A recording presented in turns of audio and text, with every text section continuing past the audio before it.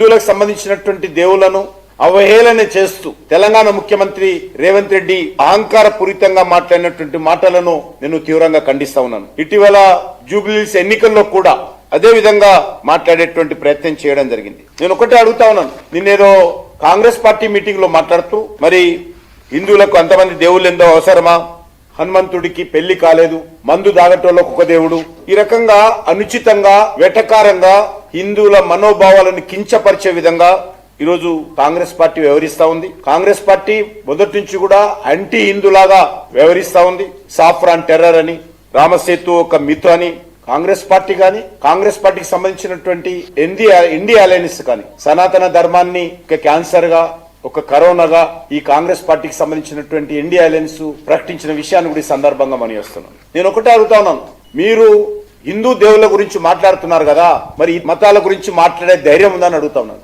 ఇతర మతాల గురించి వచ్చినప్పుడు కాంగ్రెస్ అంటే ముస్లిం, ముస్లిం అంటే కాంగ్రెస్ పార్టీ, కాంగ్రెస్ పార్టీ ఉంటేనే ముస్లింస్ ఉంటారు, కాంగ్రెస్ పార్టీ అంటేనే ముస్లింల గౌరవము, ఆ మతం వచ్చినప్పుడు అట్ట మాట్లాడతారు. హిందువులు వచ్చినప్పుడు, హిందూ దేవుళ్ళ గురించి వచ్చినప్పుడు, హిందూ మతం గురించి వచ్చినప్పుడు ఇంత కించపరిచే విధంగా, హిందువుల మనోభావాలు దెబ్బతీసే విధంగా మీరు మాట్లాడతారు. అది రామజన్మభూమి విషయంలో కావచ్చు, లేక ఇతర అనేక అంశాలలో కూడా కాంగ్రెస్ పార్టీ అవలంబిస్తున్నటువంటి ఓటు బ్యాంక్ పాలిటిక్స్ లో మీరు ఇంకో మతాన్ని పొగడండి, కానీ హిందూ మతాన్ని అవమానం చేయొద్దని చెప్పి సందర్భంగా మనం చేస్తున్నాం. ముఖ్యమంత్రి రేవంత్ రెడ్డి గారిని డిమాండ్ చేస్తా ఉన్నాను, మీరు హిందూ దేవుళ్ళ గురించి మాట్లాడినటువంటి మాటలు, తాగటోళ్ళకు ఒక దేవుడు, పెళ్లిగానోళ్ళకు ఒక దేవుడు, పెళ్లైనోళ్ళకు ఒక దేవుడు, ఈ రకంగా అనేక అంశాలు ఏవైతే మాట్లాడారో గతంలో కేసీఆర్ కూడా హిందూగాళ్ళు బొందుగాళ్ళని బెదిరించాడు. ఆ తర్వాత ఆయన దానికి సంబంధించి ఏ రకంగా బీఆర్ఎస్ పార్టీ వ్యతిరేకంగా ప్రజలు స్పందించారో రేవంత్ రెడ్డి కూడా గుర్తుపెట్టుకోవాలి.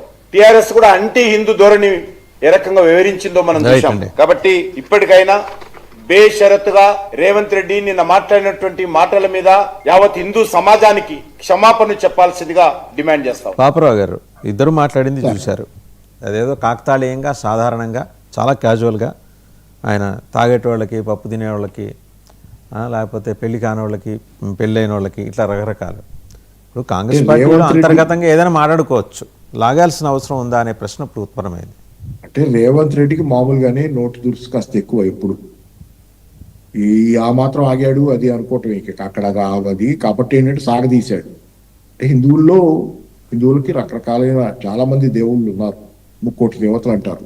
ఆ విషయం మామూలుగా మాట్లాడితే పర్వాలేదు, కానీ దాన్ని పెళ్లిగాని వాళ్ళకి, పెళ్ళైన వాళ్ళకి ఇట్లా సాగదీసి అంటే ఆయన కొంచెం దురుస్తనం, ఆ మాట నోటి దురుస్తనం అన్నింటిలో ఉంది. మామూలు మనుషులు అయితే ఇక పచ్చిబూతులు తిట్టడం అనేది కూడా చాలాసార్లు ఆయన మాటల్లో మనం చూస్తున్నాం. కాబట్టి ఆయన విషయంలో అదేమి విచిత్రం కాదు. కాకపోతే ఏంటంటే నేను అనేది ఇక్కడ బీజేపీ విషయానికి వస్తే, నాకు ఆశ్చర్యం వేసేది ఏంటంటే బీజేపీ హిందువుల గురించి మాట్లాడినప్పుడు హిందువులకు బీజేపీ ఏం చేసింది అని.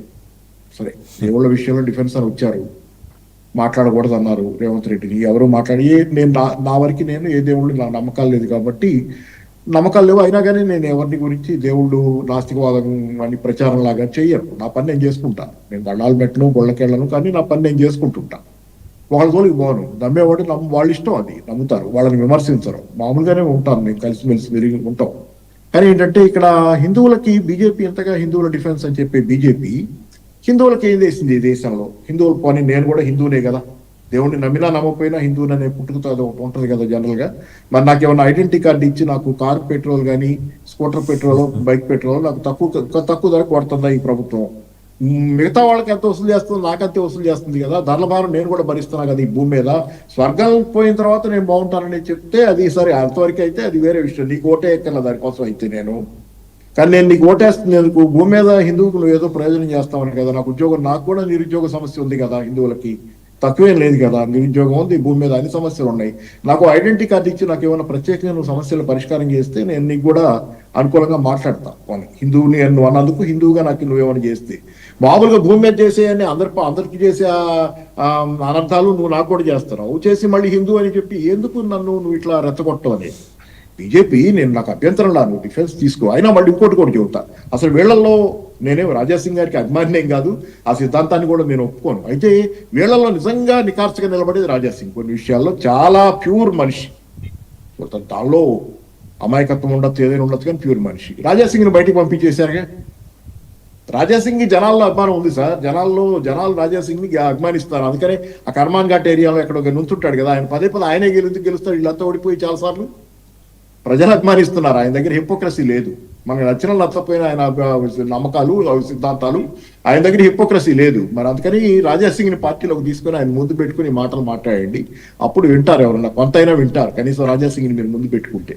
ఎందుకంటే మాట్లాడగలిగింది ఏం లేదు వీళ్ళకి. ఎందుకంటే వీరు రేవంత్ రెడ్డి అంటారు, ఇప్పుడు వీళ్ళకి అవకాశం దొరికిన ప్రతిసారి ఇది పాత చరిత్ర అంతా తొలి తీశారు కదా. కేసీఆర్ అన్నాడు, వాళ్ళు అన్నారు, వీళ్ళు అన్నారు, కాంగ్రెస్ వాళ్ళు అదన్నారు, ఇదంతా. దీని మీద సర్వే అవ్వకండి. ఇది మీ సిద్ధాంతం అది అయితే దానికోసం, దాని డిఫెన్స్ కోసం మీరు ఎవరి మీదైనా యుద్ధం చేయండి. కానీ మిగతా చాలా అంశాలు ఉన్నాయి కదా, అన్నిటికీ ఇది అడ్డం పెట్టుకొని ఏదైనా ప్రతిదానికి ఇది బయటికి తీసి మాట్లాడటం దగ్గరికి వస్తే మీరు ఏం చేస్తున్నారు? చాలా విషయాలు మీరు ఏం చేస్తున్నారు, హిందువులకు ఏం చేశారు అనేది ఒక మెయిన్ క్వశ్చన్. రైట్ సార్, కొడిసో గారు మాట్లాడతారు, సమయం కూడా పూర్తిగా వస్తుంది sir. Could you please conclude on this particular aspect? Thank you sir. Vasudevan గారు, ఈ దేశంలో వేద ప్రామాణ్యాన్ని ప్రశ్నించినటువంటి వాళ్ళు ఉన్నారు చరిత్రలో. అంటే